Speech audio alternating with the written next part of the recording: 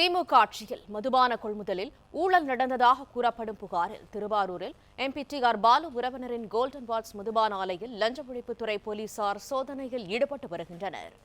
இது தொடர்பான கூடுதல் தகவல்களை தருகிறார் எமது செய்தியாளர் ஆனந்தன். ஆனந்தன், முழு விவரங்கள் என்ன?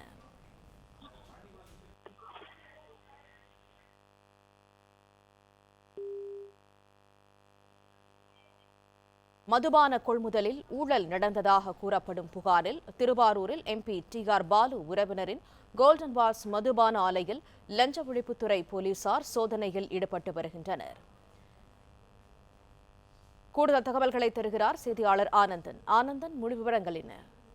குறிப்பாக தமிழகம் முழுவதும் 41 இடங்களில் மதுபான ஆலைகளில் லஞ்ச ஒழிப்பு போலீசார் சோதனையில் ஈடுபட்டு வருகின்றனர். இதன் ஒரு பகுதியாக திருவாரூர் மாவட்டம் மன்னார்குடி அருகே உள்ள கர்ணாவூர் பகுதியில் அமைந்துள்ள முன்னாள் அமைச்சர் டி.ஆர். பாலுவின் உறவினர்களின் கோல்டன் வாட்ஸ் பிரைவேட் லிமிடெட் மதுபான ஆலையில் லஞ்ச ஒழிப்புத்துறை காவல் ஆய்வாளர் சித்ரா தலைமையில் 10 பேர் கொண்ட குழுவினர் சோதனை நடத்தி வருகின்றனர். இந்த சோதனையானது காலை 7 மணியிலிருந்து நடைபெற்று வருகிறது. இன்னும் நடைபெற்ற இந்த முடிவில் ஆவணங்கள் ஏதாவது கைப்பற்றப்பட்டதா என்ற விவரம் கடைசியாக தான் தெரிய வரும்.